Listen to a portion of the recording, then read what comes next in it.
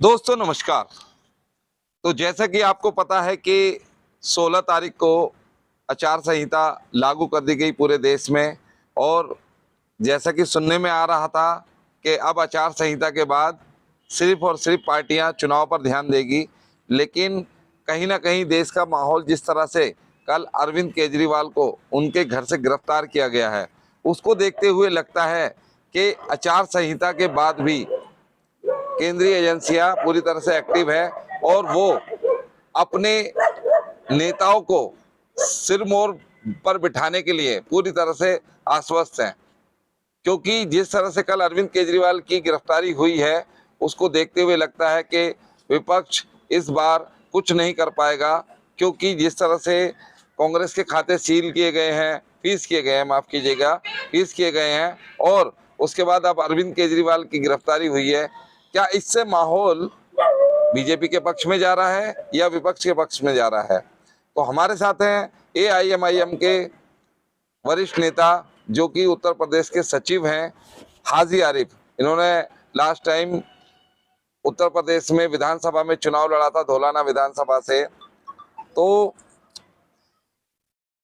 हाजी जी, एक बात बताइए कि क्या लग रहा है माहौल के जिस तरह से पहले हेमंत सोरेन, उसके बाद अब अरविंद केजरीवाल, और जिस तरह से एनसीपी के कुछ नेताओं पर मोदी जी ने इल्जाम लगाया था कि ये एक नंबर की करप्ट पार्टी है, और फिर जैसे ही वो उनके साथ आए तो उसके बाद फिर उनके ऊपर सारे करप्शन के चार्ज हट गए। तो अब क्या लग रहा है, इस तरह से माहौल देश का कहाँ जा रहा है आखिर? देखिए, इस वक्त जो है बीजेपी पार्टी पूरी तरह से जो विपक्ष में लोग हैं उनको जेल भेजने में लगी हुई है जी। और हर चंद कोशिश उनकी ये है, वो कोई भी ऐसा एजेंडा लाते हैं और करते हैं उसे जिससे वो 2024 का चुनाव जीत सके। लेकिन पब्लिक सब वो पहचान रही है, जान रही है।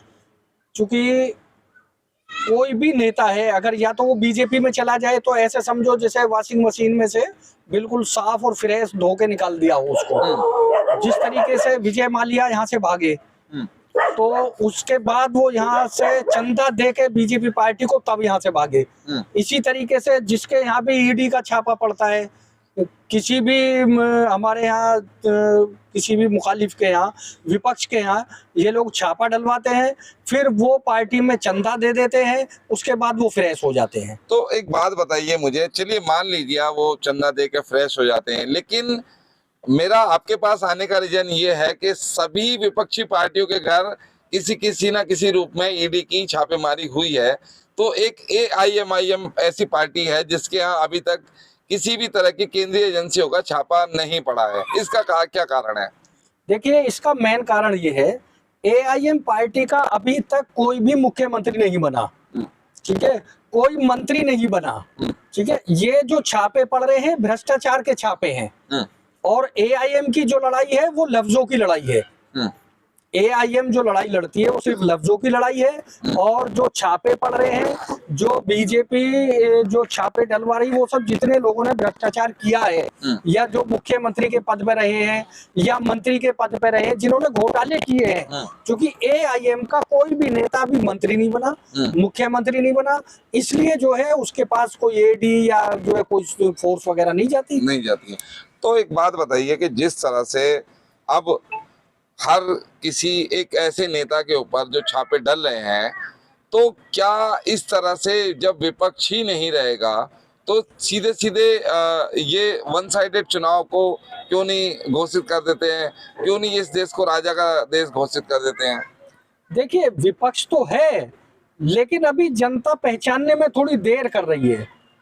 यहाँ पर 10 सालों से जो राजनीति हुई है, उस राजनीति में ना सपा, ना बसपा, ना कांग्रेस, कोई विपक्ष में नहीं है। क्योंकि कोई पार्टी मुसलमानों के मुद्दे नहीं उठाती। देखिए, हमारे देश को जो बीजेपी ने बांट के रखा है वो हिंदू और मुसलमान में बांट के रखा है। ठीक है, हिंदुओं की आज पार्टी है, सत्ता में है, मुसलमान विपक्ष में है। तो मुसलमानों की पार्टी एआईएम है, तो एआईएम विपक्ष में है, बाकी तो कोई पार्टी विपक्ष में हमें लगती नहीं। ऐसा कहा जाता है ना कि मुस्लिम पार्टी दूसरी पार्टियों को तो जब सपोर्ट करे ना, तो कहीं ना कहीं असदुद्दीन अवैसी जो अपने बयान करते हैं उसमें वो सीधा हिंदू मुस्लिम की बातें करते हैं। तो इधर से बीजेपी नेता हिंदू मुस्लिम की बातें करते हैं, लेकिन बाकी पार्टियां तो हिंदू मुस्लिम की बातें नहीं करती ना। देखिए बैरिस्टर साहब कभी हिंदू मुस्लिम की बातें नहीं करते। बैरिस्टर साहब हिंदुस्तान के अंदर जितनी भी बिरादरी है, जितना भी समाज है, सबको साथ लेके चलते हैं। और ये हिंदू मुस्लिम जो है, जब से देश आजाद हुआ है, ये कांग्रेस ने भी किया है और उसी के पैटर्न पे अब बीजेपी चल रही है। सिर्फ इतना फर्क है कि कांग्रेस पहले मुसलमानों के थोड़ा मरहम लगा देती थी, ठीक है, बीजेपी सीधा सीधा टारगेट करती है विपक्ष में। तो इसीलिए मुसलमानों के मुद्दे पर कोई नहीं बोलता, ना सपा, ना बसपा, ना कांग्रेस। तो इसलिए विपक्ष में कोई पार्टी नहीं है सिवाय एआईएम के अलावा। तो क्या लग रहा है अब 2024 में जिस तरह से बीजेपी ने 400 पार का नारा दिया है, तो अब क्योंकि कांग्रेस के खाते फीस हुए हैं और इधर अरविंद केजरीवाल अंदर है, हेमंत सोरेन भी अंदर है, और बिहार में जिस तरह से नीतीश ने वापस से एनडीए का दामन थामा, तो क्या लगता है 400 पार तो फिर इजीली मोदी जी कर लेंगे? ऐसा नहीं है। देखिए मैं आपको बताऊं, बीजेपी की बहुत करारी हार होगी इस बार, और उसके हार की डर से ही बीजेपी इस तरह के कदम उठा रही है, दूसरी पार्टियों के नेताओं को जेल भिजवा रही है। ये बदले की भावना से जो है राजनीति कर रहे हैं बीजेपी वाले। तो इसका असर पब्लिक पे पड़ेगा, इसका उल्टा असर होगा। इस बार बीजेपी बिल्कुल फेल हो जाएगी। तो क्या लग रहा है बीजेपी का 400 पार का नारा ये सिर्फ खोखला नारा है, या फिर वो फिर से सत्ता में काबिज हो जाएंगे, 272 का आंकड़ा पार कर लेंगे? जिस तरह की हरकतें पार्टी कर रही है, विपक्ष के लोगों को जेल भेज रहे हैं, तो उसका रिएक्शन बहुत तगड़ा होगा। और मुझे ये लगता है कि किसी कीमत पर भी बीजेपी सत्ता में नहीं आ पाएगी। किसी भी कीमत पर बीजेपी सत्ता में नहीं आएगी, ऐसा कहना है उत्तर प्रदेश सचिव हाजी आरिफ का। लेकिन माहौल हमें सबको पता है कि इस बार किस तरह से बना हुआ है। सारे आंकड़ों में बीजेपी 300 प्लस का आंकड़ा लेकर आ रही है। अब देखना ये दिलचस्प रहेगा कि जिस तरह से विपक्ष के नेताओं के ऊपर ईडी की, सीबीआई की कार्रवाई हो रही है, भ्रष्टाचार के आरोप लग रहे हैं, जो बीजेपी में चले जाते हैं वो पाक साफ हो जाते हैं, वरना जेल तो है ही उनके स्वागत के लिए। तो ये देखना दिलचस्प रहेगा हमारे उत्तर प्रदेश में। और 2024 का पहला इंटरव्यू हाजी आरिफ के साथ हुआ है। अब देखते हैं आगे आगे किस नेता ने बीजेपी के खिलाफ अपना मोर्चा खोलने के लिए तैयार रहते हैं। ऐसी खबरों के लिए आप हमारे साथ बने रहिएगा। खबर अच्छी लगी तो लाइक और शेयर जरूर करें। नई जानकारी के लिए चैनल को सब्सक्राइब करें। धन्यवाद।